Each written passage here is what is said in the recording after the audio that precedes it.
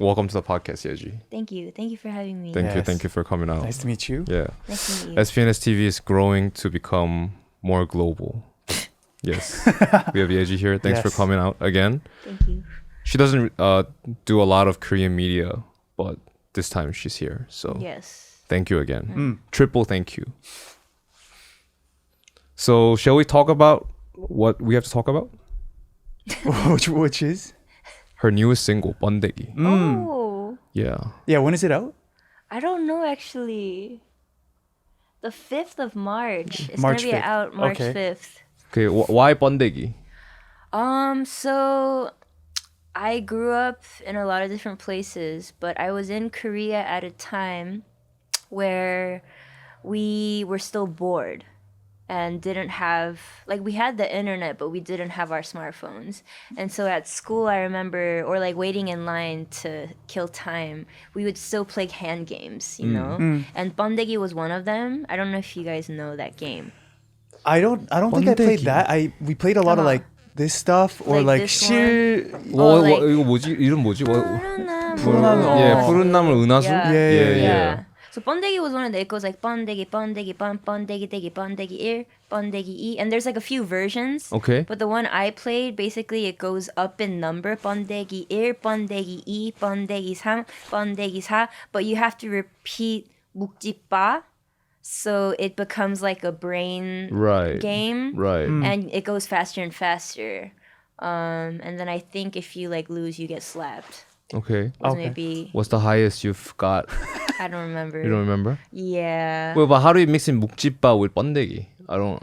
How am I mixing 묵지빠 with Y- Pondeggi? yeah. I don't know the origins of that version of the game, but anyways, there's that game. And I remember just like sharing that with my friends back in the States. And Inayat, who I'm a frequent collaborator with, this is like 6 years ago. He was like, honestly, that's a fire rhythm. Pondeggi, Pondeggi, Pondeggi, Deggi, Pondeggi, Pondeggi. Yeah. So we were like, okay, we should make something with it. And then a few years passed, and we were in a studio called Devon Analog in the UK somewhere, in Devon. And we tried making it, but it didn't really go anywhere. And then recently, I've just been flying back and forth between Korea and the States more. And it just came to my mind again. So we finished the track with another collaborator who's a close friend, whose name is Kenzo. So it started from me recalling my childhood game, and then it being an interesting flow and rhythm, to then also lyrically thinking about how it's a generational bridger between me and maybe like my parents' generation. In terms of sometimes like the hand game, but the food especially, because I remember smelling it everywhere when I was younger in Korea. Now we don't see it as much, but you know, it's still like sold canned. And also the metaphors that you can draw from silkworm to becoming a moth to how humans have bred them for thousands of years to the point where they can't fly anymore. I did not know that. I didn't either until I was researching. So they're like domesticated to not be able to to the fly. point where they literally can't fly, but they're really, really cute and sweet. Moth? Yeah. Well, the why would moth you form. domesticate a moth? 'Cause I guess It's that you use the silk from the silkworm and they 누에고치? lose and they lose all okay, energy. okay. So by the point they become a moth, they can't fly anymore. There's low-key us. It's low-key us. It's like low-key low-key a us with metaphor. TikTok. Yeah, and just like capitalism. Yeah. So there's a lot of metaphors. So I definitely draw on that in the song as well. Nice. Yeah. And there's a music video. So for it. Juno is pescatarian. Okay. Are you allowed to eat Pondeggi? Because that's like a gray line, kinda. Because it's an insect. You're not allowed to eat meat. I don't know. Yeah. I'm down to eat though. Yeah. Like I don't mind. Can you search that up? Actually, I want to know. I mean, are it's not- pescatarian allowed to eat insects? Definitely not. Yeah. I mean, I don't think so. But probably more- fish is fine. Fish is fine. Yeah, but animals not. What does not really pesca cool. mean? Pesco is like fish only. I see. So then it's probably no bugs.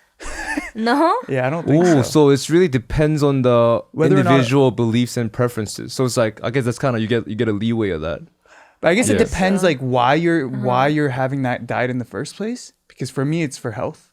But a lot of people, it might be for, I don't know, Yeah, for like ethics pain and or yeah. some stuff like that. So. Yeah. Do you think insects suffer more than fish? Dang. I don't know. The thing with fish and insects is they don't scream when they die. Right? So Crazy. if you scream, it's yeah. obvious sign of pain. Right. Like they're shouting it out. Yeah, like Or maybe they're they like, don't "Oh!" know how to like create sounds though. Like fish, they live in water, so I don't know. It's like frequency maybe. But That's also interesting. You're like, the screaming is what's tough for you to swallow. I don't really care, to be Okay. honest. For me, it's just the health part. So I don't. Okay. I could eat. I would love to eat meat. Yeah. But it's just I can't digest. because you don't really hear them when you order steak, like it's Hear already what? it's already like made, right? So you don't really hear the screaming part, right? It's so don't. yeah. Do you eat meat? I actually don't eat beef, but that's also a health reason. Health I reason. have allergies, but I was vegan for a year and vegetarian for a year. Okay. Couldn't continue because it really didn't, like, I felt really unhealthy. And I think it takes a lot of effort to do it, to like eat enough protein and have a balanced Yeah. diet that way, just because of what's being offered depending on where you are. But I do think about the death of an animal, and I find a lot of gratitude, especially from flying back and forth a lot, in like the 습관들 that we have of like 잘 먹겠습니다, 잘 먹었습니다. We don't do that in the States. Right. That thing, even though it feels like a habit, it acknowledges that this thing was life, IMO, and like, thank you to the chef and all these things.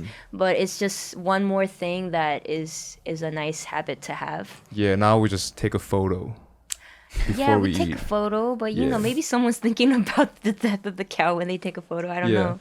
So you felt less healthy when you were a vegetarian? I did, but I probably also wasn't doing it right. Like I ate a lot of processed foods. That's not good. I know, Yeah. but I was like going to school, like undergrad, so I was really busy with school and kind of just like had to buy like, they had like all these like bars like that replace meals and things like that. Right. So I think Pondeggi is like a good source of protein, though. Yeah, yeah, I think so. definitely. Because bugs in like Bill Gates general. is pushing the insect protein in general. Yeah. Like his So that's a future protein. people don't like it, but that's what they're pushing. Like Yeah. because I used to work in like venture capital too, and we looked into like alternative sources of protein, and a lot of it was like bugs, and you just grind the bugs, and then Yum. you turn it into like Have you guys tried Pondeggi though? Mm-hmm. Have you tried it? yeah. Yeah.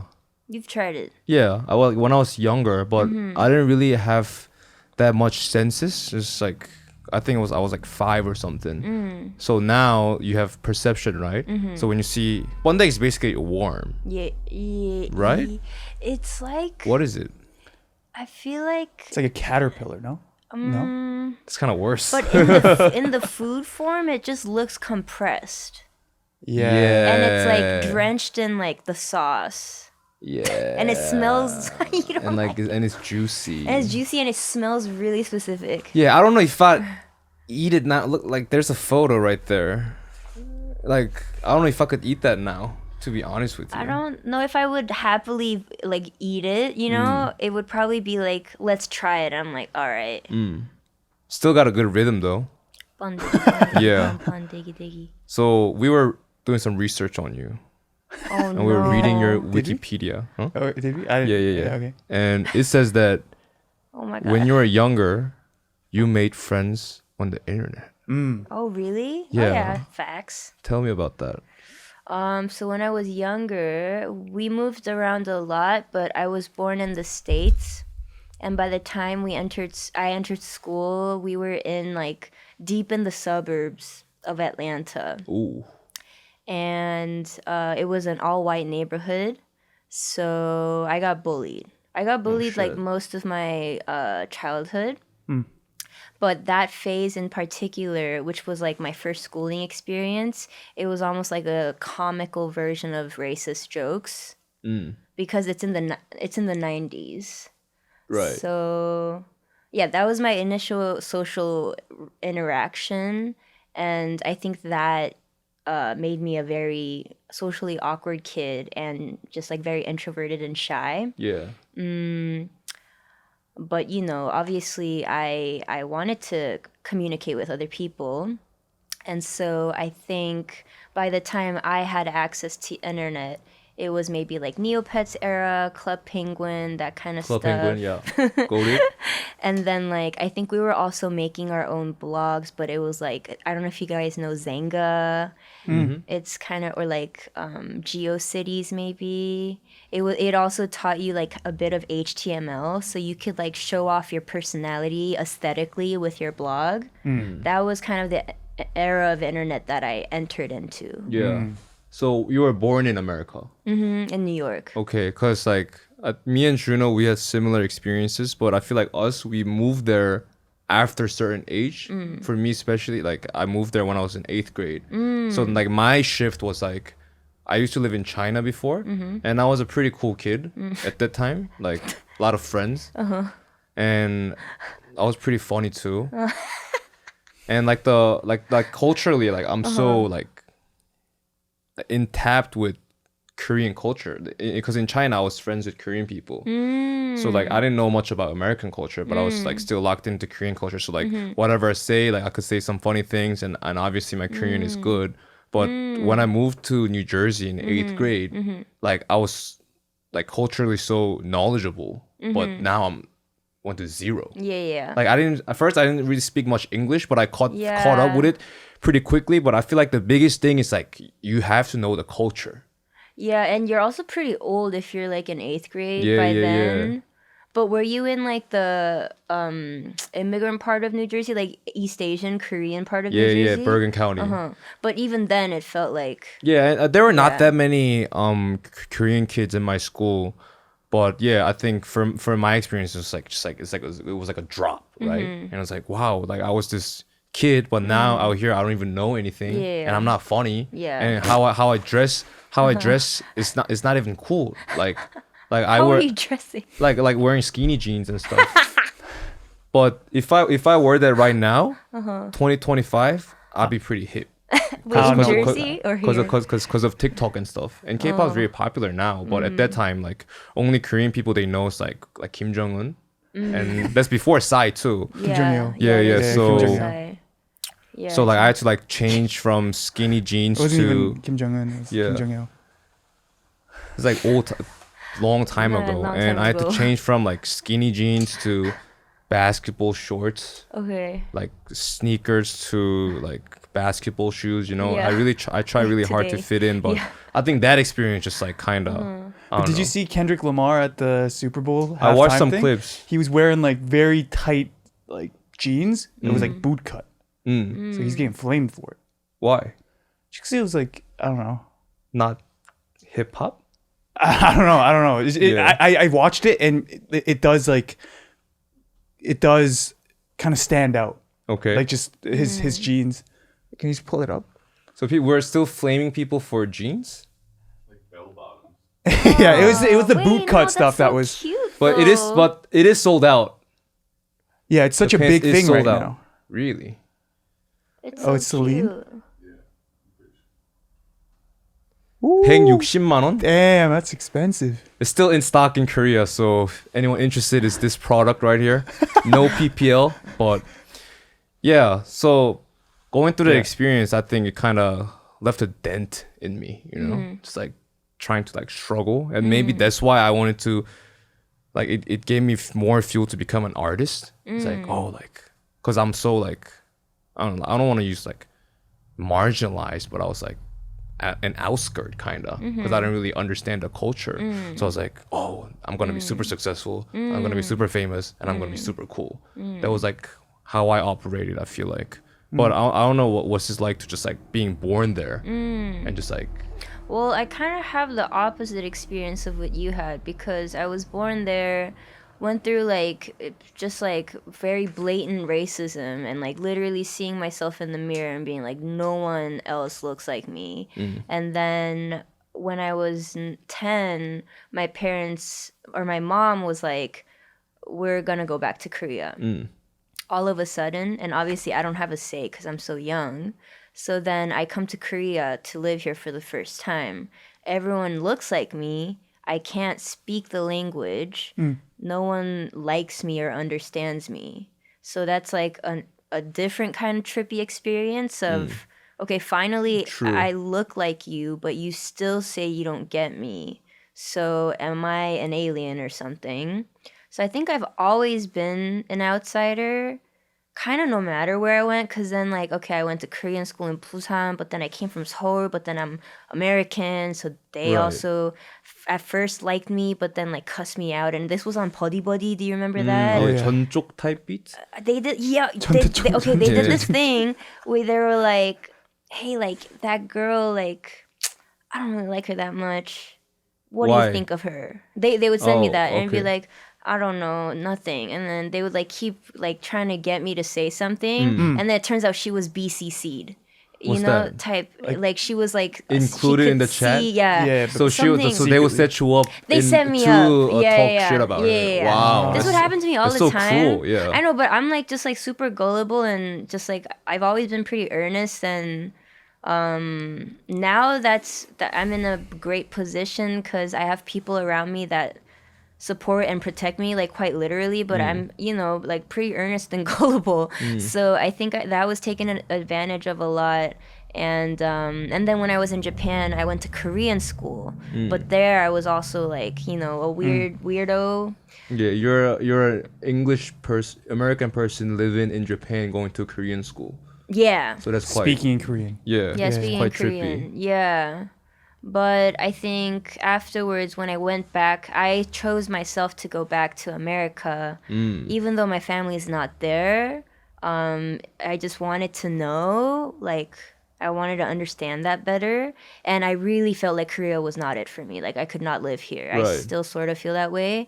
So went back, and I think because I went back by myself, I was able to find myself, like, for real this time. Okay. And in a context where my school was pretty diverse, but I think being in New York, in a context where because there's types of people from everywhere with all sorts of beliefs and alignments and ways they identify, I can really think about how do I identify, regardless of how I look or whatever. Yeah.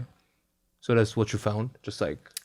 So that's what I found, but I don't think I was like, I want to get famous and I want to like that. I didn't actually like, I didn't even start like making music. I was also just like wanted to be a graphic designer, but then DJing was something that really caught my attention because the radio station I joined in undergrad only played weird music. Like that was the motto of the station. And we had community members come in from Pittsburgh.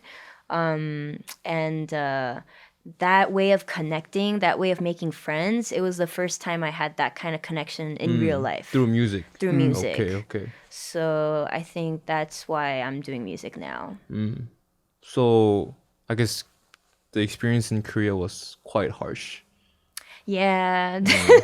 Because I was like, when you said... Like when you moved back. Like when you said... When I moved here for the first time, yeah. And then I was here for a while. Okay.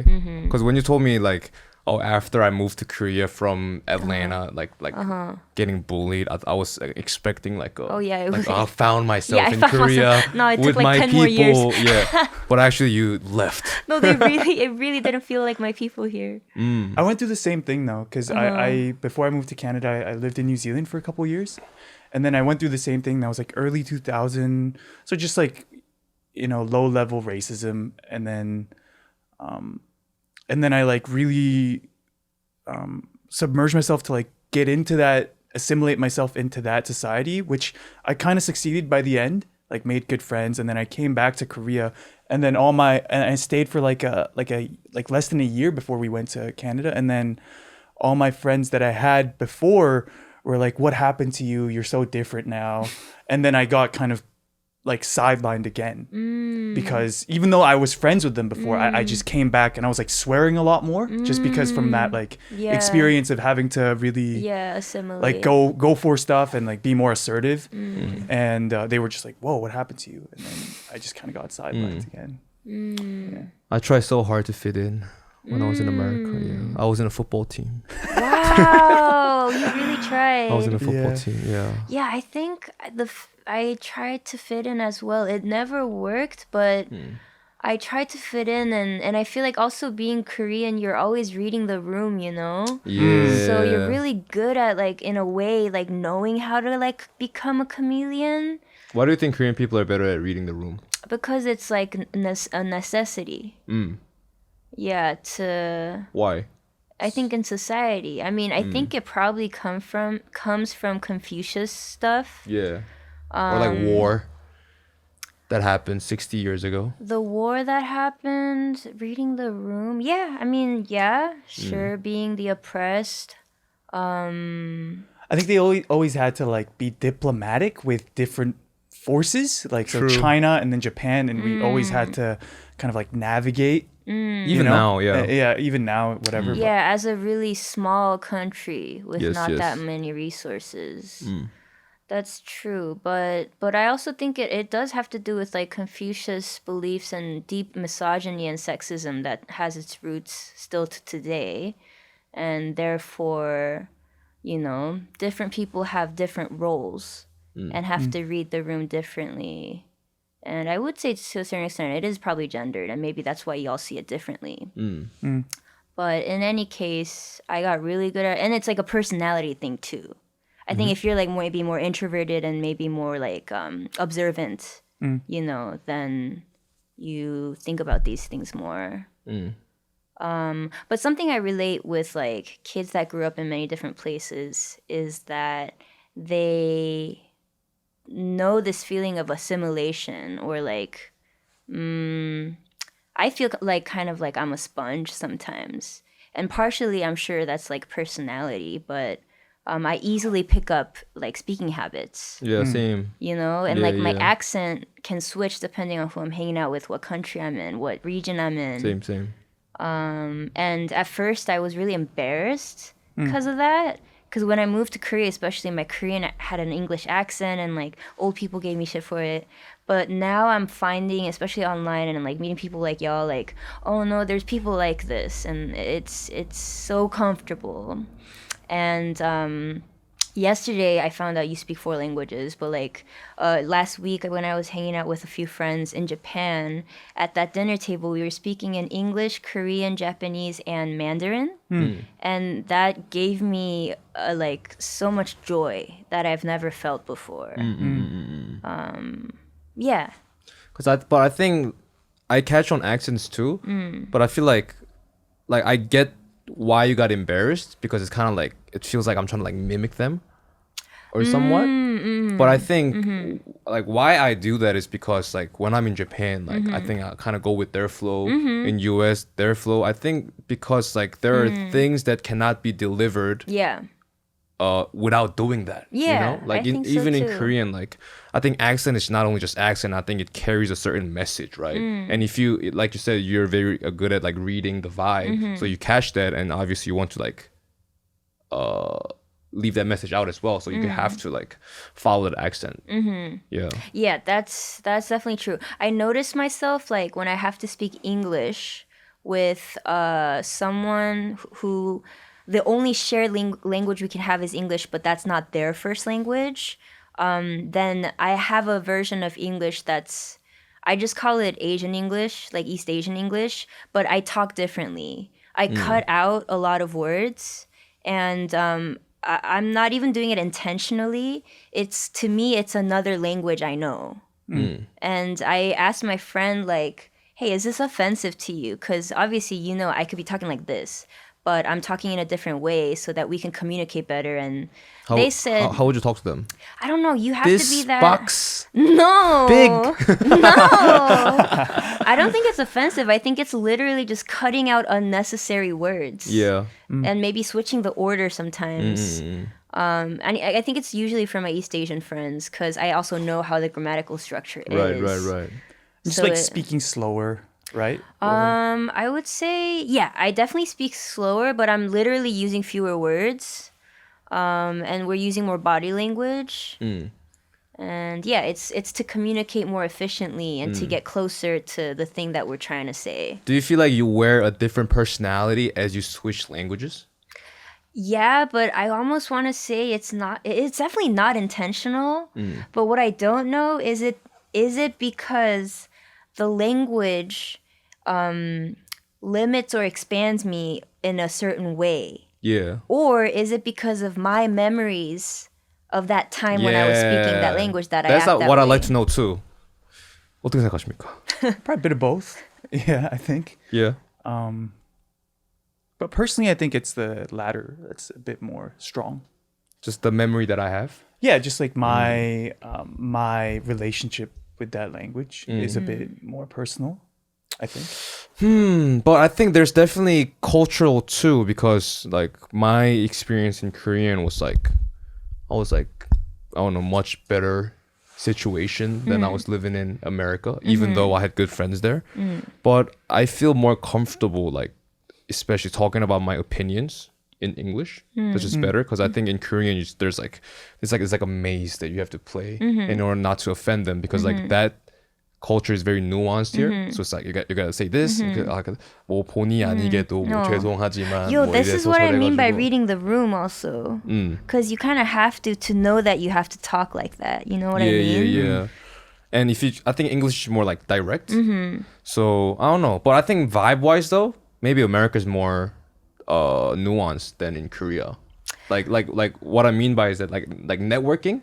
I think in Korea it's kind of okay to be like, okay, like let me just abruptly network with you. Yeah. And it's like low key fine because I guess it's a hustle culture. But like I think like Europe, they're very nuanced. Like New York is very nuanced. So like if you're like not chill, you're getting like kind of get dirty looks. I don't know. No, I do know what you're trying to get at, because maybe it's a music industry thing in the States too, but they just want to like hang. Yeah. It's like way more chill. Yeah, chill. Even though like we both might have an outcome we want, it's like not chill if you like go for it for some right. reason. Yeah, and I think also with work too, if I imagine like writing an email, I think, and maybe this is personality or gender or whatever, but like I'm like flowering it, you know, in English. What do you mean by flowering it? Yeah, like, so sorry, gotta bother you like this, but like, you know, and then hope you have a great day. I mean, I'm sure some people don't do that, and they're just like, can you get this done? But versus in Korea, it's more like, this is the work that needs to be done, like, thank you. It's like more clear in a working situation. Yeah. I think like in that sense, definitely like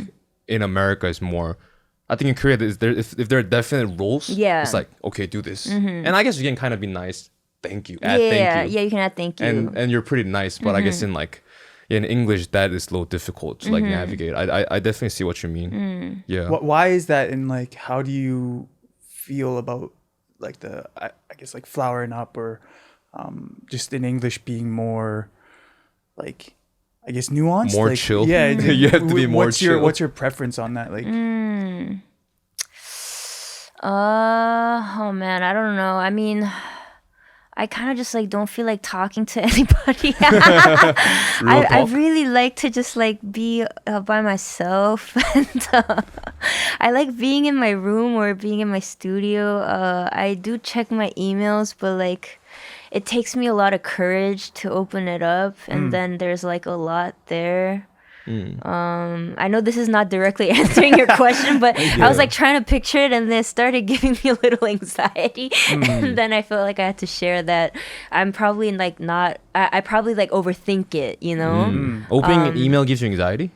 Yeah, just opening like Gmail, because then like there's first of all like a log of shit, because I don't check it every day.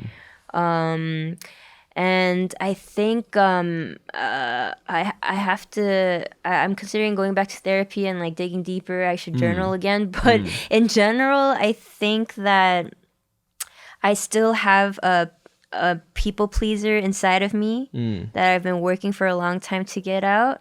And so I burdened myself from the get-go with like guilt and like whatever problem there may or may not even be, it's already on my shoulders. Yeah. That's why when I open Gmail, I'm already heavy.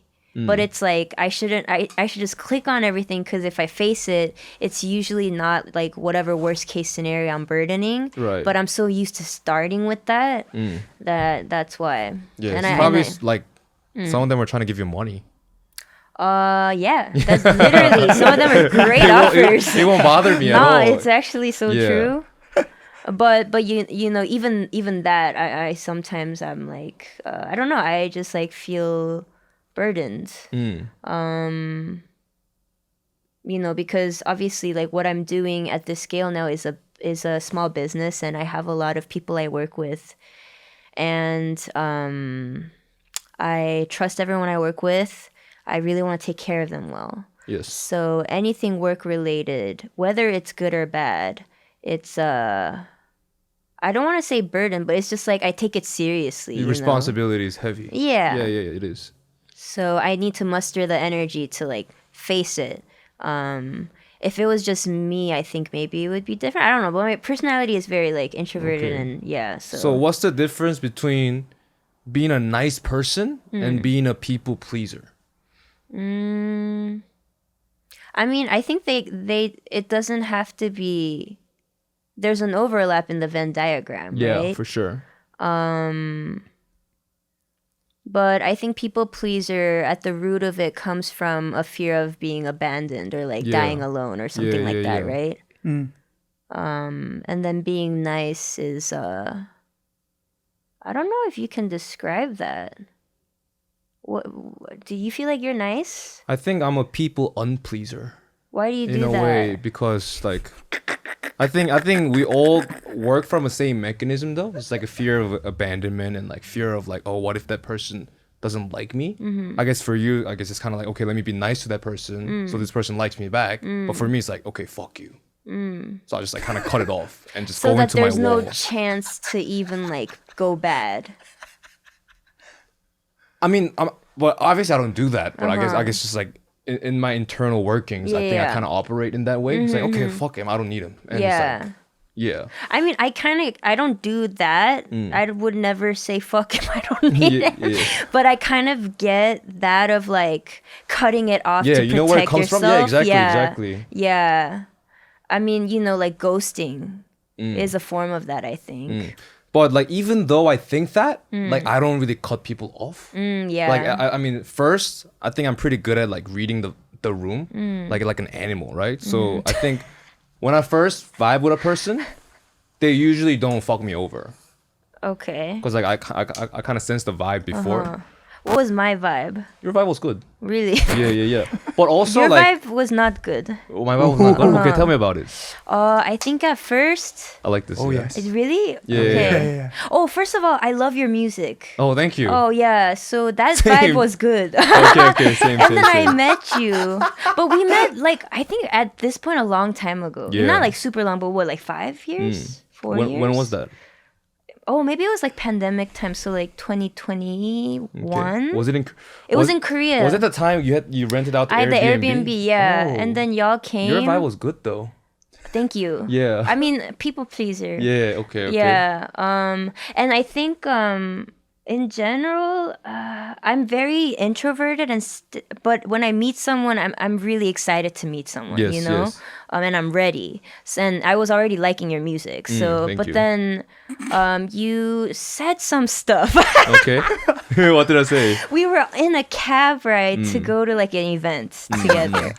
And then I don't know. So you said something, Okay. but it was just giving like, yo, Okay. you know what I mean? Okay. And that's fine. Yeah. But I think I was also at a time where I was like, like that was like, you know, off-putting to me. Do you remember that word, or you're like? That was the attitude. That was the attitude. Okay, No, okay. I'm not putting it off the record. I literally can't remember. But it was like our opinions on LA were really different. Okay. And like there were just some things that were I was different. like LA shit. So something No, like that. you liked it. Okay. I think you fucked with it, and Okay. I really just like don't really love Okay, LA. okay. But something, and then there was something that you said that was like, now that I know you, I just laugh. You're mad funny to me. But at thank the you. time, I was like taking it super seriously and being like, why would he say that? You know what I mean? Okay, okay. And maybe you're joking or maybe you're serious, but now it doesn't matter because Nice. I'm glad. I think you're a good person. Thank you. But at the time, I didn't didn't know sound too sure. if Yeah. you're good or Yeah, bad person. I mean, we just met, so We just met and we're stuck in a tiny car and you're Yeah. talking like and I'm Yeah. like, but yeah, anyways, you know, Yeah, I apologize. sorry. No, Yeah. don't apologize. I apologize. But also it's nice to just be honest, you know. yeah, I like that. Yeah. I like that. Yeah, I think maybe like I was like, I don't know, like you're a big artist and stuff. And we were also younger too. Yeah, younger too. Yeah. Cause like I really like your music too. Like and like when I was first starting out in music, like Yaeji was like the first Asian person.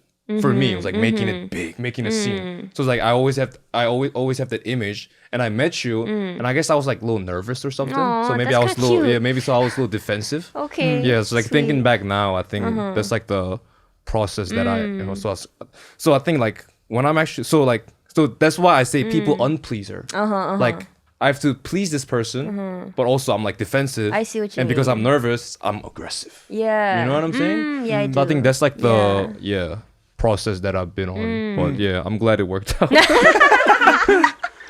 So it's like people pleasing lying. Lying? Yeah, is that like Oh. kind of in Oh, is some it way? lying? Yeah, Yeah, yeah. sure, that's a good question. That's a good question. But again, I think that being genuinely nice and people pleasing has an overlap in the Venn diagram. And because that overlap is not a lie, I wouldn't say it's flat out a lie. But I guess it's maybe more Yeah. misleading instead That of you lying. know what? I learned that like people Misleading. pleasing can be misleading and that could actually bite me back in the ass. Because I thought she fucked with me. See? And then if I truly to this day don't fuck with you, you wouldn't know that. I would not know that. And then yeah. maybe that would cause a problem. This is like a funny example, but actually that happens to me like a lot. Or like in the past it did. And so I realized, even for myself, it's doing a favor if I'm just like more honest up front. Yeah. Or my reaction doesn't have to be overreactive or over positive. I've grown to be wary of love bombing. Either me receiving it or me giving it. Like Yeah. even if it's genuine in the moment, I'm just getting older and like learning like, give it space. Like So true. yeah. Yeah, that's so true. Yeah. Yes. Yeah. But I feel like as an artist though, because so many people show you love. It's like I for you in New York, I bet you're like, like everybody trying to be friend with you, like Nah. follow me on the Instagram, listen to my SoundCloud. I They literally, must I'm do. at home and I'm at studio. No one sees me. Oh, okay. But I guess when you go to the societal functions, Yeah, which I barely do. But you yes, barely do. Okay. That, and I guess you kind of like surround yourself with your group, anyways. I have a strong group and we've known each other for almost a decade. That's kind of how we roll. Because like for me, it's like I don't know. I go out sometimes, and when people are like trying to be like too friendly with me, I'm pretty good at like shutting that off. I'm like, oh yeah, How, may I ask? just don't reply to them. Oh, that's really hard. Can you do that? I think I can like. I've learned how to. Maybe it's like a Canadian thing, but it's kind of like nice cold kind of thing. Yeah, nice You know what I'm cold, saying? nice I cold. just get, yeah. And then you just kind of with the hand, with the hand. thanks. Distance. Yeah, Yeah. thanks. And then they kind of get it. Oh. Yeah, but I think Korean people are pretty chill in that sense. Like usually they just want to take a photo, and I never say no. So it's like I take a photo, have a nice day, and that usually just like ends it. I see. Yeah, but I think I guess that the other side of American chill is that I don't want a photo. I want to be your friend. Yeah, Let's that's hang that's out. actually really real. Yeah. That's such a good point.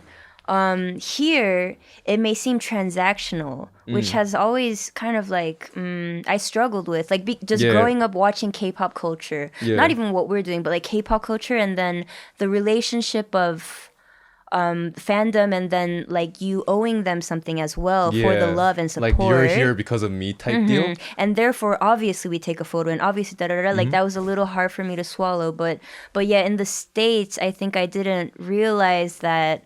Some people want to get deeper, and they're chill about it. Yeah. So you don't know that. And I mean, I think I am very susceptible to this because, again, I'm very gullible and earnest. And so, I would be thinking, and it just really depends, too, because maybe they started there, but we're real homies now. And that's chill, but some people eventually they're weird because they wanted something out of you, Right. And then Want at to that want to DJ at my birthday party? I mean, that's a nice one. Yeah. But yeah, and they'll probably say all sorts of things about me, but I can't stop that. But anyways, I'm fortunate. I don't think I have much of that. I think most of my listeners are also like me. So they're pretty respectful and shy. And then I have a strong network of friends, at least in New York, where I'm always like rolling up as a crew and nice. feel pretty safe. Or I'm very good at being incognito. And no one just knows that I'm there. Yeah. Did you grow up like listening to K-pop at all? I would say not really, but yes, in the sense that if you were here, you would hear it. Right. Because it's everywhere. Of course. So I remember a lot of like hits from my time. I was just talking to my friends who all grew up like in foreign countries, but how it really had like looking back had like a pretty big impact on just how we grew up, even though we explains weren't the skinny jeans. Yeah, even though like we weren't like mad into it. Yeah. It just was a pretty integral part of our culture. And like for example, my friend, he was saying how what he was always kind of in the sideline, and then he watched like 꽃보다 남자, you know that drama? Yes. And then that's how he got really into fashion. What? He was just like, because that was like, oh, yo, they're dripped out. Like 구준표? Yeah, they were like Oh my just, God, but I love that. they're dripped out. And like, what are they wearing? And he had to like go on Naver blogs to like find what brands they're wearing. 구준표 3화 착장 type Yeah. deal? Wow. And then that got him really into like fashion in a different way that like, K fashion and kind of more, I don't know, like different fashion from whatever that was back in those days, which is more like, I guess like polo, whatever, like boat shoes and stuff. But that was like a completely different, style. Wait, sorry, this is from a Korean Yeah, a Korean perspective? Canadian. He's just like my Korean friend. Canadian, Yeah. I see. But at that time. Yes. Yes. Yeah, Oh yeah, yeah. this is actually real. I have a lot of friends like basically of diaspora, like Korean American, but then they are now connecting with Korean culture via like K-pop or K-drama. But then it's interesting how, because those things are just archetypes, like those things are also fabricated in a way, right? Like like we don't actually feel like that's real. The drama? Yeah, for example, the No, drama, yeah. like that's not realistic. Yeah. But then to a foreigner, obviously they, or like, even Korean American, they know it's not realistic, but also they haven't lived here in the same, or grew up here in the same way, where they know fully the nuances or the differences, or there may be a fantasy or, whatever. But it's helping them connect with their identity or their idea of identity. So it's been really interesting kind of seeing that. And then also noticing like K-pop, obviously always trying to see what the West is doing, but the West is trying to do Korea sometimes. So then now K-pop is doing the West's gaze of Korea. Wait, can you repeat that one more time? K-pop is doing the Western gaze version of Korea sometimes, I think. Whoa, that's meta awareness. It's really right meta. there. Yeah. But I noticed that a few years ago, just like, for example, and I don't even have specific examples, but maybe like in the fashion or like a music video of a K-pop group, they're trying to make it be more East Asian looking, Like the eyeliner going up type deal? No, not even. Maybe it's like a modified hanbok, or they're trying to like show more of K culture, like Right. but like like a hanok or like a 궁전 or something. yeah. But Eating it's kimbap like at Trader Joe's or something. wait, sorry, what? Eating kimbap at Eating Trader Joe's. kimbap at Trader Joe's. But it just like doesn't feel like it came from a native true Korean vibe. Yeah, it kind of came like it bounced back from like a Western gaze of it. Right. That's so facts. And I bet they do that. Because sure. I guess like I think for K-pop, like especially if you're a big company, like if you release something, I think making that big in Asia, I think that's pretty easy now at this point because Korean influence is so big. Yeah. Because obviously you're gonna make it big in Korea because you have so much influence, and if it's big in Korea, like I think countries around us kind of catch up to it. But I guess on the West, that's where they like really target and like, okay, let's make something for y'all. You know? Yeah. So I'm kind Yeah. of curious, like how you feel about that, because like even this new single that you're coming out with is, quite Korean culture influenced and based on that, Yeah. right? But I guess that's also you're reaching more of like a Western audience with it. So Yeah. just curious how you feel on that. Yeah, I think I try to be my version of whatever this is that I am. And I think I'm a slightly different version from what people expect. That's the short answer. Pondeggi. You're different from what other people expect of you. I feel like there's like an So it's just a expectation. thunderstorm outside. Yeah.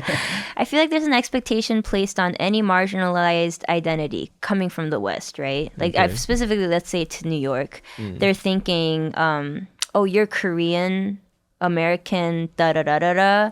There are certain expectations that come, like certain stereotypes or expectations or ideas of it. You're good at math and stuff. Sure, that's like the old school version, Is but that there's old like school? more Yeah. intricate. Yes, that's My old school. my memory is like stopped at 2016. That's me with Korea. Yeah.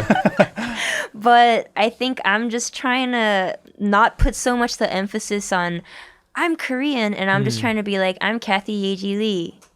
Pondeggi, Pondeggi, Pondeggi Degi. We shot it in Korea, but my American friends are in there. It's a weird hybrid of I all like these that. things. Yeah. That's how I'm trying to approach it, and there was a time like when I did a mixtape, What We Drew, I wanted there to be a realness of Korean representation in it from a Korean gaze that I just knew I'm not able to make. For example, in a music video, I direct most of my videos, but I was like, if I want to shoot it in Korea and have my Koreanness in it, I cannot direct it. And that's when I work with Dawn, DQM. And those videos from that time, like 사우나에서 찍고 그랬어. So Yeah. it's like super Korean, but it still doesn't feel like she's trying to do a Korean music video. I Right. think it was me and Dawn and our team's like genuine friendship and like the overlap of our Venn diagram of our Koreanness and memories in that video, Yeah. and unique in that sense. Why do you think you said 사우나 찍고 그랬어 in Korean? Oh, I don't know. What do you think it went on like on your mind? I think it's like if I said we shot it at the sauna, then it's like sauna is so different. Unless I say like 찜질방, yeah. Okay. So it's maybe easier. Okay, but okay, yeah, I that's see. yeah. So I have a question for Yaeji. There were two questions that I wrote down, and I'm trying to think, and I'm trying to remember. And the first question you don't was have that, notes. yeah, Crazy. yeah. I mean, I do have notes on my phone. Can I pull it out? please. Actually, yeah. I don't know. I kind of want to look professional out here. I remember the second one, but I just can't remember the first one. What was it The about? first question that I wrote down, I'm not scrolling up. Okay, yeah, there we go. Okay, so I was talking with my friends. I was talking with my manager actually, like 3 days ago, and I was saying, like, I think being a manager is a tough job. And she was saying it's a thankless job. And I was like, wow, because like she takes care of all the flights, all the hotels, all the email, all the communication, all that, and like I don't know that, you know, because I'm not involved in that email. So for me, it's just like it just happens automatically. Okay, come to the airport till 9. Yeah. And like let's go to Tokyo, and when we land, we're gonna check into this hotel, and Yeah. tomorrow at 8 p.m. you have a show. And for me, it's like okay, Yeah. and like oh, the seat is not in the front. I don't know how to think about that. And like I guess similar jobs are like referees are similar. And I think these jobs, your expectation is to be perfect. You do your perfect execution, then okay, you meet the standard. But one mistake, let's say like your hotel doesn't get booked or whatever, then it's a huge problem, right? But I think as an artist, like I make a lot of mistakes. Actually, that's cap. Few mistakes on the stage, like lyrically, like I feel like 가사 뭐 까먹고, or like when I pull up to the shoot and I don't have like the 100% energy and I do like 70%, but still in the end they're like, oh, it was so good, the show was amazing. And I was like, and then you've been doing this longer than me, so like I want to ask you, like, how do you stay level-headed in this environment, and how do you find gratitude in it? That was the question. Yeah. I mean, I think this is something that's on my mind a lot. I wrote a song called For Granted that's like kind of like meditating on it. For me, how music happened, it's really like luck. I didn't dream I want to be a musician. Like that was not my childhood. I literally was like a graphic designer and like sort of content. My boss was hard on me, but I like him. And I was like DJing on the side because it was fun and I wanted to meet new people and connect that way. And then Rain Girl happened and it kind of swallowed everything. And obviously I took the initiative to be like, okay, let me do this full time, right? But still, like, you know what I mean? The intent in which it started was different from a lot of musicians. Right. And in that ways, I am so privileged, but also that's why it was harder for me to be grateful for every little thing because it's not something I've been dreaming since I was a child. Yes. And when I was thrown into the music industry, I also had a lot of bad experiences. And that combined with me being a people pleaser was a bad combo. So they would tell me things to do and I would just think I have to do it. But I also really, really prioritize being true to myself. And so I was struggling a lot with this. And then after many, many years, I found the team that makes me feel me. So my managers are my two best friends. I lived with one of them for a long time. That's not easy, by the way. Not easy. But what that helped me do is learn exactly what they're doing and be grateful every day. And I think my stylist, I was also best friends with, my frequent collaborator, you know, everyone around me, I really care about, like their family.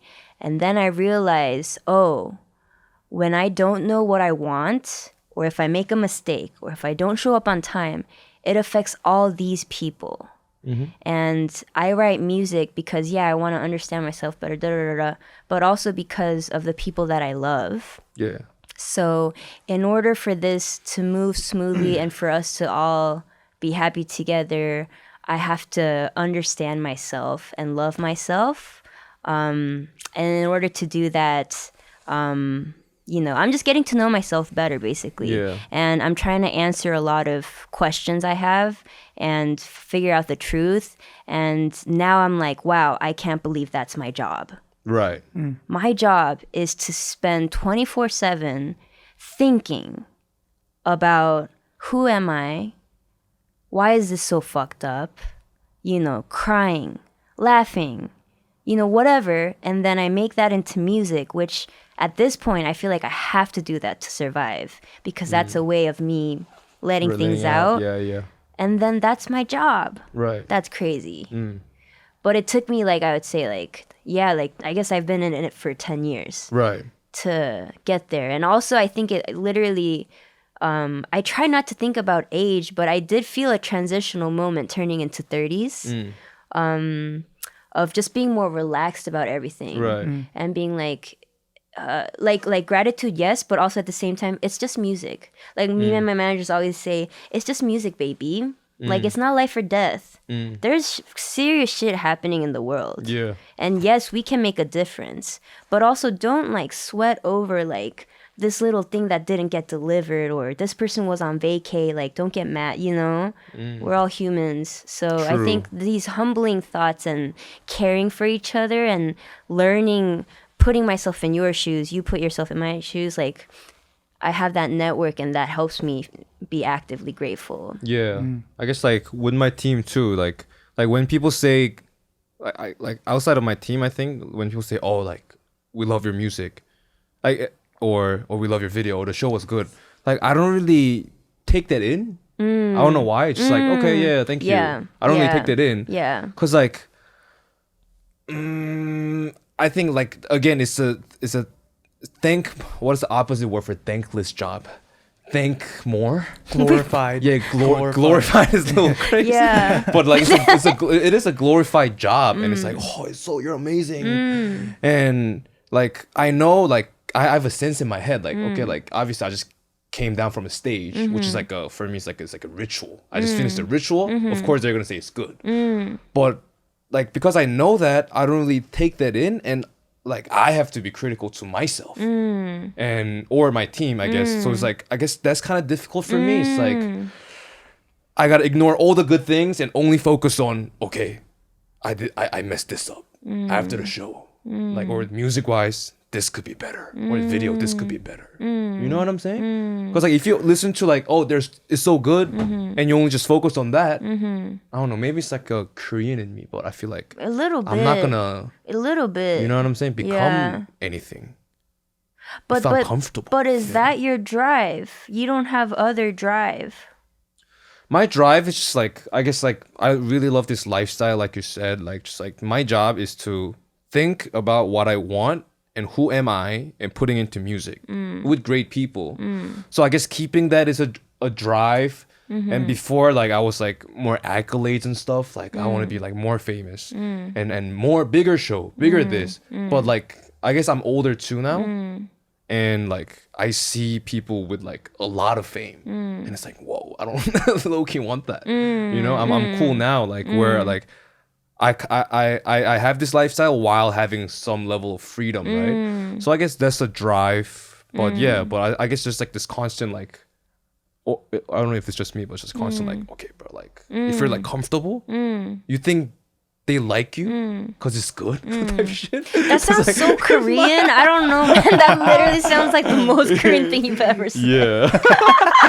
You think they like you? Yeah. But I will say, so I have those questions a lot, but that's because I'm on stage alone. But you have a whole crew, so can't you just talk to them and kind of like get a soundboard? So like that's where I try to get to, like that I'm so grateful for the team because like I could listen to them or like them too. Like we're in the same boat together. Yeah, that's so nice. So it's like just like, and I think just be grateful for them is also very important, like to your team.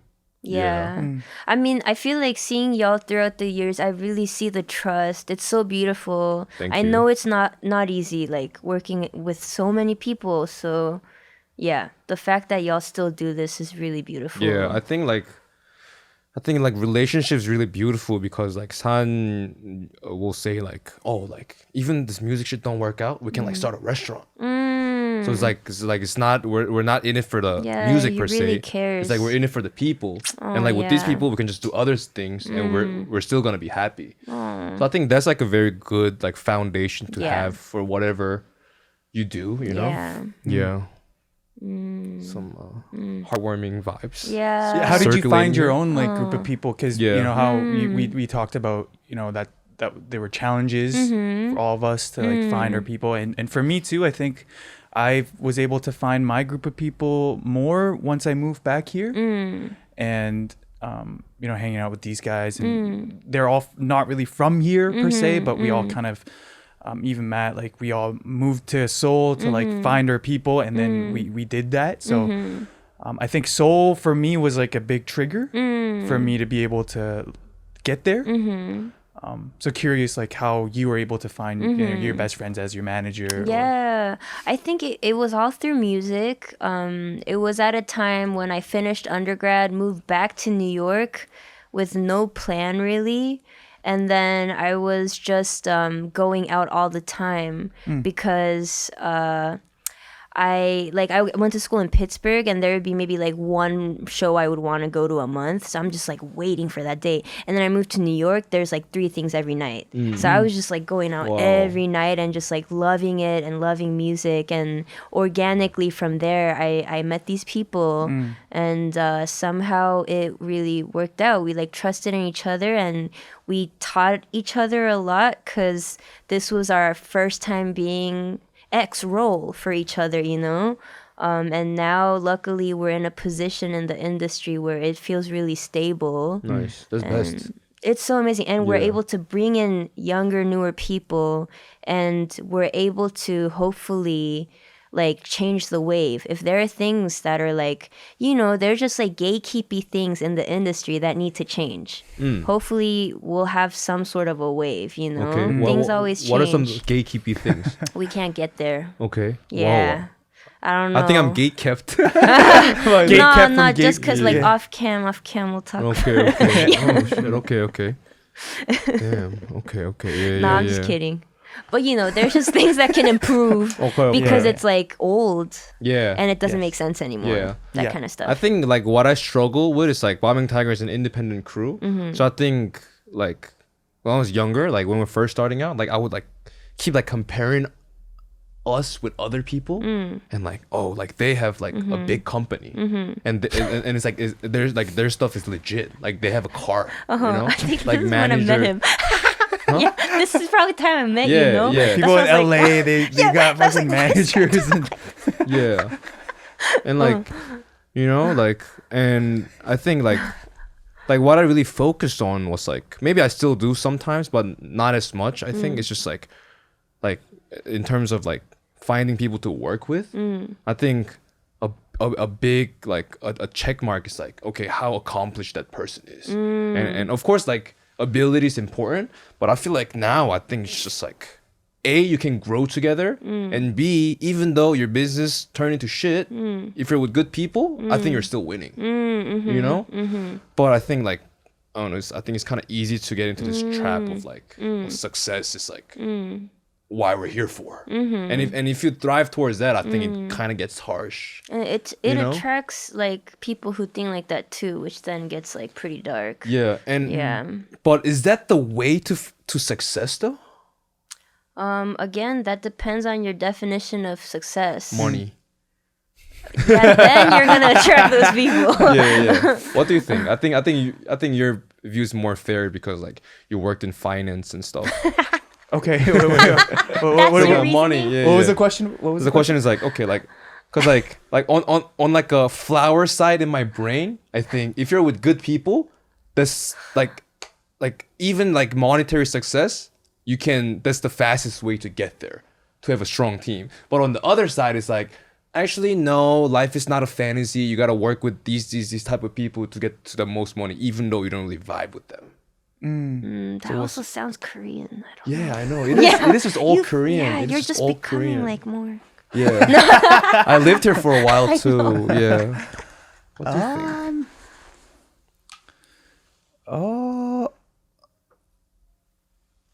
I don't know. I can't really answer. Yeah. I can't really answer. What do you think? But This is a dark question. I feel like I think money is dark, but money is necessary. Yes. Capitalism is fucking everything, but it is the world we live in. Okay. So this is like honestly like it could be a whole other conversation. Personally, I am fortunate that I am financially comfortable right now. I'm able to fly here and see family like multiple times a year. You know, I have a place I'm renting, but you know, I'm living somewhere in New York for this month, and I can and I can live in New York. Like New York's very expensive. Very expensive.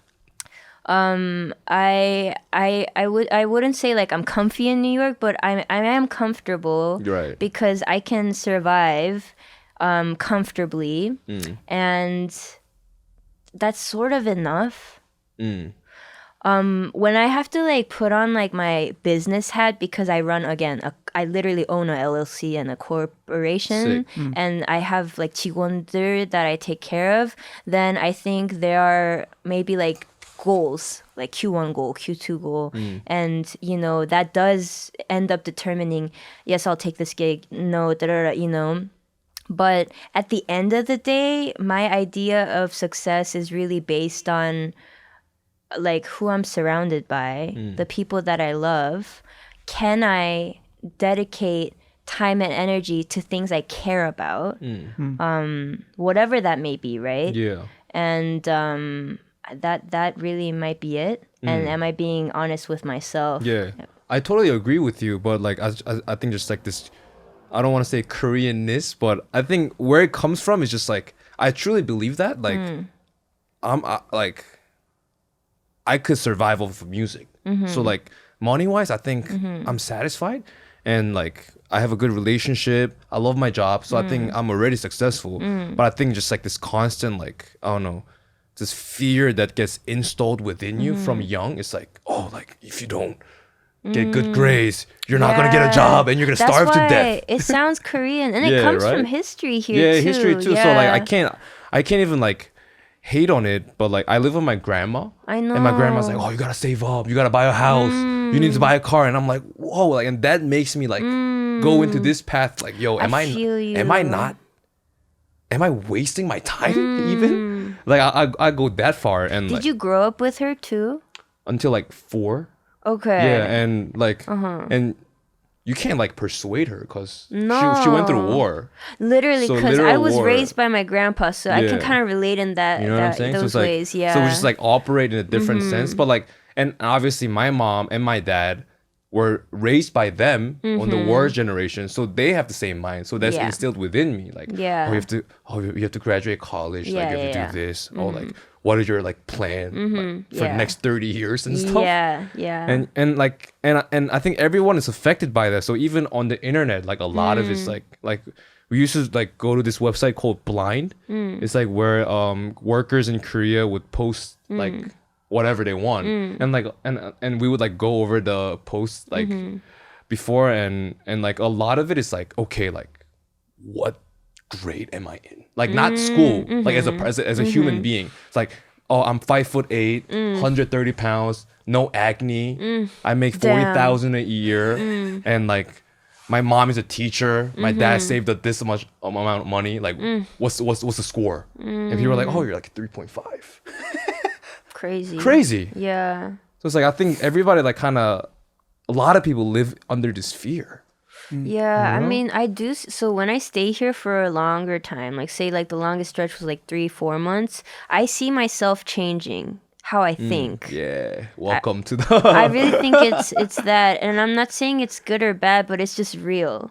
And here, you know, based on where you are and who you're with, your reality is different. Yes. Here, it's like things are changing, but it's very mono-ethnic. You know, we all like look the same. Like we all like Same can language. very easily compare each other. Yes. And like had to be competitive to like protect this tiny little country.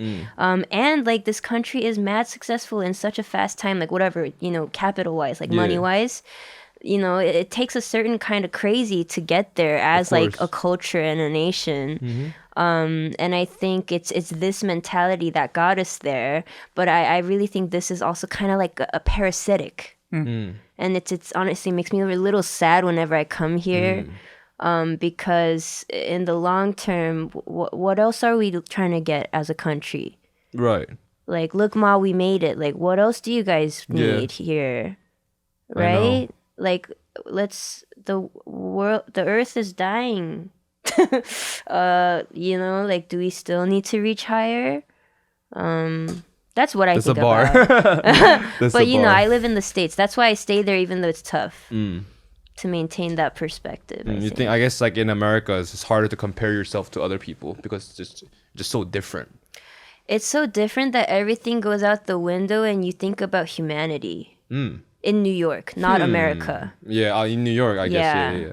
Yeah. Like humanity is it the sense of like environment and stuff?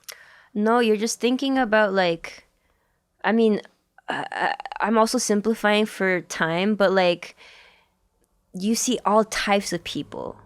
So all the standards or whatever, like this is sick, this is not sick, kind of goes out the window.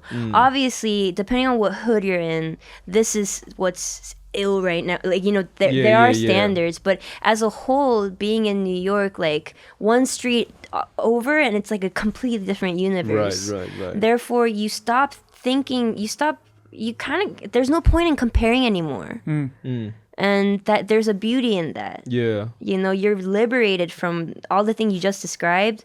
You're liberated from that. And then you think about like, humanity, like humanness, and like, or at least for me, I think about it because also, you know, people are more politically vocal there because it is such a clash. You see a clash of things right in front of your eyes every day. And I think they're just like vocal in general. And you can be vocal in general, and it's like volatile energy. Like there's violence in the air. Yeah. It's rough living there, so people kind of have to, you know, you have to make space for yourself. But I think witnessing all of that reminds me what's really important. Here, it's like comfortable. Obviously, things are tough, Definitely. but you're comfy. Basic necessities taken care of. Healthcare taken care of. There, even the richest people are happy that they murdered that healthcare CEO. That's how fucked up it is. Right. So, you know, it's just humbling in that way of... Yeah, you think about humanity and like the state of the world more than you would here where you're in a mega bubble where yes, we have real issues, but they're in a bubble, if I'm being real. Yeah. Yeah, and that's fine too, you know. It's just that now that I've lived everywhere else, I can't ignore what I know. And I guess New York is like the place for that, just like diversity and stuff. It's the place where, you see it like butt head to head the most and people be vocal the most. You see polar opposites living next to each other. Yeah. So it's rough, honestly. That's why I come here and I'm privileged to be able to like escape that for a little bit, you know, and gain perspective and then go back. Yeah, so I guess like these things just like that I think about, and like just like trying to be aware of that, and but I guess I'll never will. It's just like it's just like I'm Korean. I live out here. It's installed within me. I feel like I feel like I won't get out of that. I mean, that's fine too. I think it's really up to you and like what your mission is and what your idea of success is, and that can change every day. Yeah, because like I was like talking to him and I was like, yo, like I was thinking, like, how much do I make a year to buy a Ferrari? And we're doing math. Like, okay, tax off this, then I have to make like $1 million a year. And I was like, that's crazy. That's like a lot many times. Why do you want a Ferrari? Yeah, so he was telling me that, bro, like you don't want a Ferrari, bro. I'm like, do you want a Ferrari? Yes. Why? So I can be better than other people. That's the only reason? That's the only reason? It's not like it looks cute. No, it looks good too, but I feel like I don't know, like I think like same for watches, like I think interestingly I learned this taste in America because like I wanted to be better because I'm like I became I went from this guy. I mean, it wasn't that big, but I was a pretty cool kid, but I became like, I don't know anything. Yeah. So it's like, okay, there's value in that. Yeah, and I guess that's why like I kind of like dig deeper into music and like money and stuff. I think that kind of activated like what's in me. So it's like this watch is the most expensive watch. Oh, these cars are the most expensive cars. But I didn't really know about watches. But after knowing that watch looks beautiful. You know, so I think for Ferrari it's the same. Like I feel like if I don't have any like info before, I don't know what will I choose. Yeah. But that branding is so like registered in my head. And I think like when I was like till like 25 or 23, I was just like very into money. Like I would make big house, big car, go to like Apgujeong, ride around in a Ferrari, convertible. Sounds so old school for some reason. turn the music out loud. It sounds like early 2000s. Yeah. But now like I'm like you said, like, oh, success comes from relationship or whatever. But like deep down, I'm thinking, am I? If I forgot this word, it made me feel. Did I give up? And am I just like wasting Mm, my potential? Like it's like this constant fear, right? And it's like it goes in my head, and I think it's like, and I'm aware of it, and maybe that's more tiring. Yeah, Because that's if you're not good. aware, like you're just fine. No, but that's beautiful. Yeah. That you have that conflict. Yeah. It's basically like, you know, that part of you where like there's value assigned to like Ferrari and watches, which is mad real also, Yeah. you know. Very real. But it is like it came from capitalism. It's like it's a capitalism pilled. And you're a victim of that. You know what I mean? Yeah. And then like your inner self is fighting, being like, I know what really matters to me, Yeah. but also the old me went through shit and have experiences, Yeah. and you felt littler, and this helped you feel bigger, and you know. So I think it's just like, I get it. That's real. What's your But take? I mean, like, I have faith in you. Thank you. I mean, I think What's when your I take was on like when I was working in finance, I think yeah, there's a capitalistic That's guy like- here. I think you know how they say like work-life balance.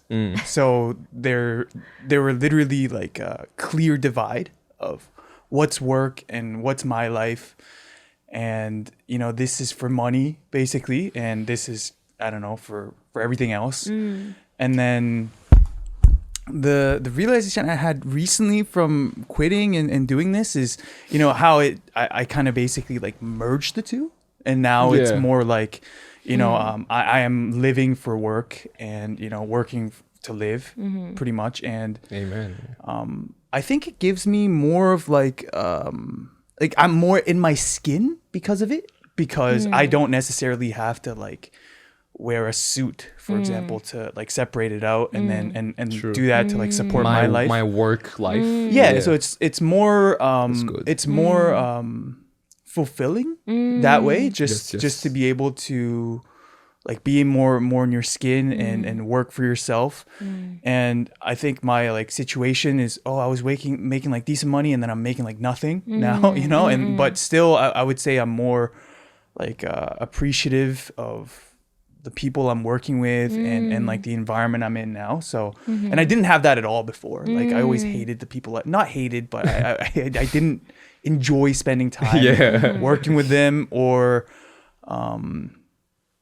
I never considered any of them anything near a friend. You know what I'm saying? They were just like I just work with them and then I'm done. And then I never like really connected with them. And it's almost you can't, like you shouldn't, you know, because you have that like work-life separation, and they are all aware of that too. So they always like So keep they a don't. distance. So they don't talk about like private life and stuff. Yeah, because they don't know how it's gonna Scary. be like how it's gonna be used against you in some way. Because at the back of your head, it's like, oh, this guy's like whatever, and that's kind of Scary. you know, within the mind. But I don't know. I think that's. I don't know if that answers the question, but it's that I am like closer to just like being happier. Through that. That actually reminded me though, so something that I wouldn't say romanticize, but like, so when I had a full-time job and I was doing music on the side, there was a type of drive that I miss. I feel that. Yeah, and it's I don't know where. I'm just free balling right now, but it was that like I didn't hate my job, but I was stuck there working for someone else for a set amount of hours, and then I would be free. And it was very clearly compartmentalized. And I had this like pent up energy, and I would explode and be like, "Ooh, I want to do this, I want to do that, I want to do that." Right. Now is my time. Now is my time. Yeah. Versus now, like full time, I can decide. So it's just I have to like learn how to build up that kind of energy and dynamic within myself. You know, just like, so I straight up like don't let myself listen to music or make music for X amount of time. And then like go off. Wow. Or like just learn ways That's to like cool. just create that dynamic with myself. So like, then I guess you have to like start something. Start something like, like something else that's not music. Yeah. I did. Like maybe it's not creative even. I still like it being creative because I was a graphic designer, so I think I still want right. that. But it could be anything at this point. It just has to be like not music. So I think that's why I often like distract myself with like, I'm gonna direct this music video and put my everything, or like I do the album artwork myself sometimes. Like, yeah. That's so opposite of me. For me, it's like I have to like find time to make music. Yeah. Does that make me less of an artist? Wait, sorry, say that one more time. Like I have to make time. Okay. Bro, I have not worked on music for so long. Because you have other stuff to do? No, like I'm always caught up on some other shit. Like, What are you doing? like meditation. Oh, that's good. Yeah. That's really good. Yeah. Dang. Or like I don't know, like I'll be into like swimming. That's good. I'll be into like meditation or like or some other Did stuff you not too. know this? No, I know. you I- knew. Yeah, you know, it's like yeah. So And you like, have this now? yeah, I have this now. So like we had this talk too, like bro, like you have to like be more stable and come out here, like you know what I mean? Oh, like be more regular about like Yeah. music making time? Yeah, like or music making or even this, like. But yeah, I don't know. Do you think there's a reason why you're like, because you're trying new things every time? I don't know if. I mean, I guess like I like the novelty too, but I don't know if Are that's you like. escaping is really what I'm trying to get at. That's what I'm thinking too. Like maybe that's like my.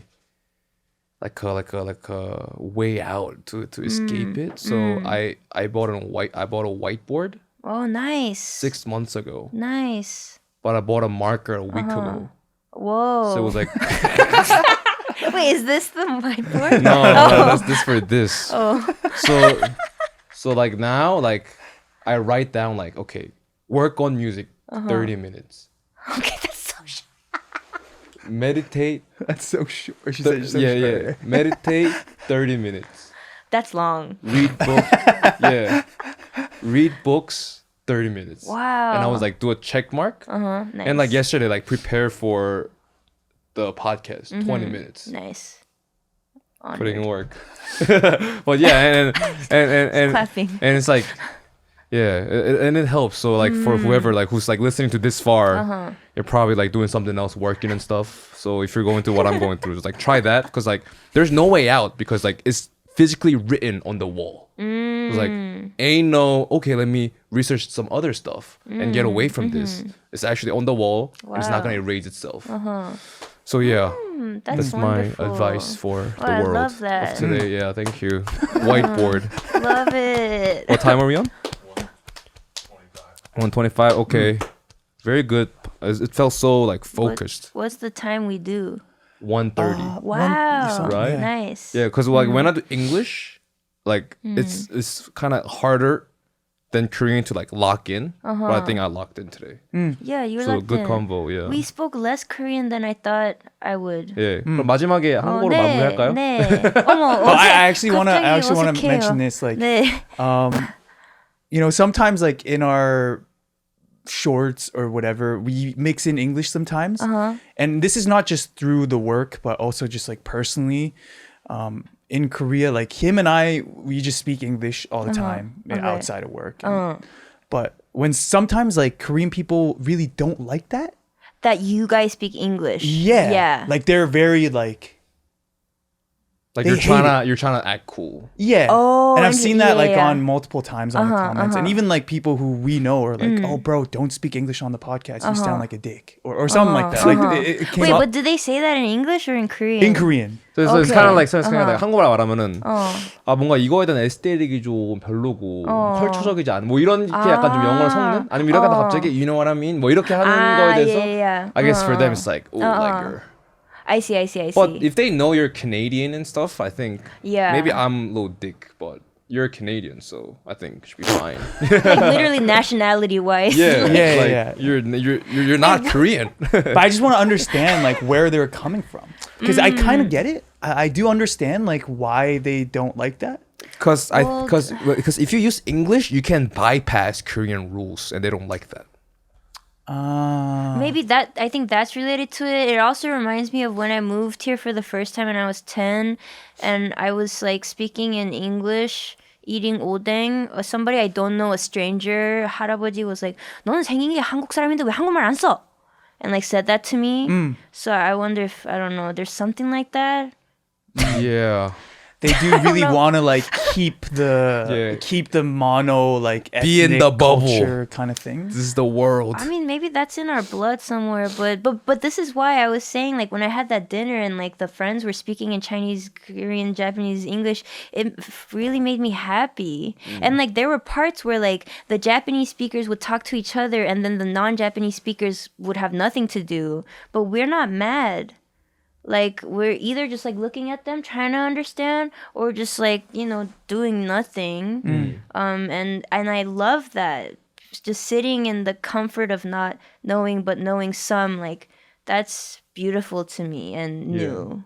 Yeah. Yeah. Most of these people get English too, so it's not like they don't understand it. It's really just they don't like.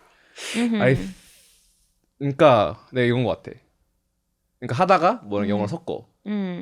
근데 그 영어 발음을 네이티브하게 뭐 에스테틱이면 에스테틱 이렇게 내가 이걸 보다가 그 에스테틱이면 약간 별론 것 같아요. Wait, okay, so I have a question. I noticed some native Koreans started doing this. Really? I thought it was like a trendy thing to do here. It's them commenting. What happened was this like 이 무슨 전청조? 그 무슨 어떤 사기꾼이 있었는데 그 사람이 이제 막 영어를 잘 못하는데 막 영어를 뭐 에스테틱이 뭐 어떻고 뭐 이런 식으로 하면서 뭐 그렇게 해서 되게 그게 어떠한 밈처럼 like, that's so cringe 뭐 이런 식으로 되게 오그라든다 이런 식으로 이제 문화가 형성이 돼가지고 그래서 우리도 뭐 그렇게 보이나 보다. 그래서 우리 그렇게 보나? I guess that's fair. But so it's meant to be funny? Or like but I don't know. I mean, there is that, but maybe there is this too. Okay. What was your instance? I think I saw it like I don't remember if it was like the what's that chef show Korean? 흑백 요리사? Maybe it was somebody was like talking, but they're clearly Korean, but they would use certain words.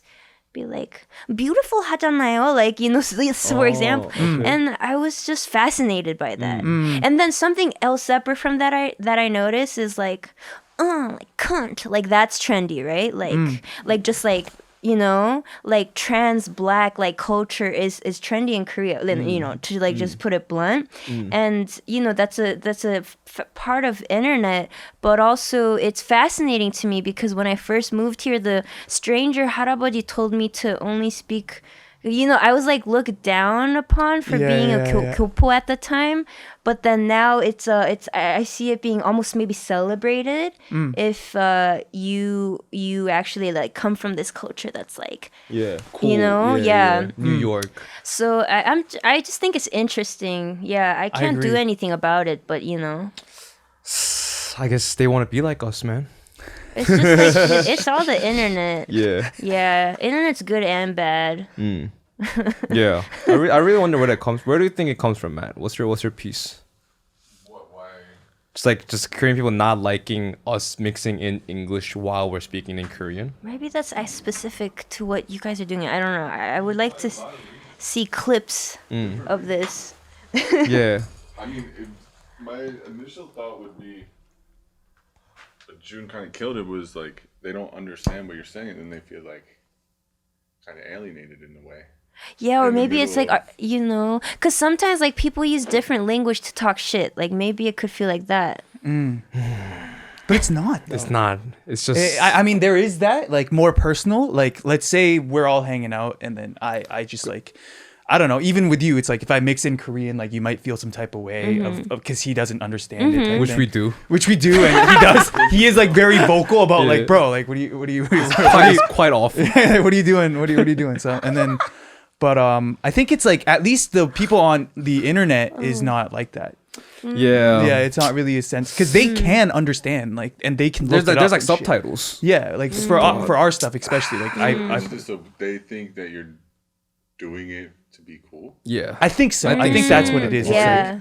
and shit, maybe. Shit, but I think I get where it comes from though. But I feel like I passed that stage where it's like there are some things that just cannot be transferred in Korean. Yeah. And there are some things that can't be transferred in English. This is so, facts. So if this person understands both sides, I'm gonna use the other tunnel as well to communicate better. Yeah, tunnel. Yeah. Yeah. But yeah. I think we can get some sponsorship from English learning app, Yes. right? So Yeah, we good were to- trying to reach out to some, and Yeah, they've Wow, yeah. fire. gotta make money, at the end of the day. Yeah. Make my mom proud. Buy a new car. Oh, grandma. Yeah. Buy a second car, even. Yeah. Ferrari. Yeah. I'll start with a Beamer. I don't know. But yeah. But thanks for coming out. Yeah. Thank you Yeji, for having me. It was a very good Thank you so talk. much. Is there Yes, anything it's that you really want to good. say towards the end? Because if you watched till now, I think either you're a big fan of SPNS TV or a big fan of Yaeji. So I think there's like a special, Wow. it's a good time to send a message. A message. Mm-hmm. I don't know. This is a lot of pressure. Oh my God. Thank you so much for listening this far. If Yeah. you're still with us, hit that like and subscribe button. And Yes. thank I wasn't you so expecting much that. for listening to my music too, if you do. Our Yeah, the new piece. single. Yeah, out Pondeggi, yeah, please check it Pondeggi, out. right? Yeah. Thanks for coming out, Yaeji. Thank you. Thank you. Thanks for watching. Bye bye. Peace. SPNS